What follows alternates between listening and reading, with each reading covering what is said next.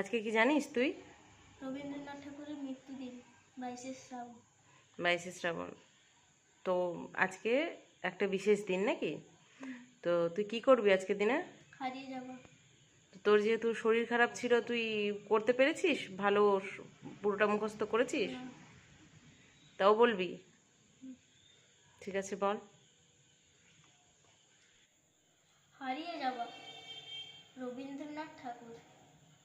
ছোট্ট আমার মেয়ে সঙ্গিনীদের ডাক শুনতে পেয়ে সিঁড়ি দিয়ে নিচের তলায় যাচ্ছিল সে নেমে।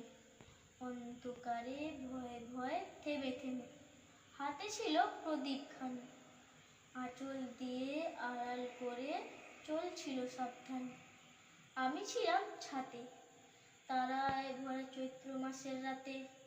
হঠাৎ মেয়ের কান্না শুনে উঠে দেখতে গেলাম ছুটে।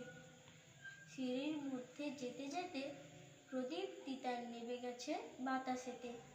সুধাই তারে, কি হয়েছে মামি?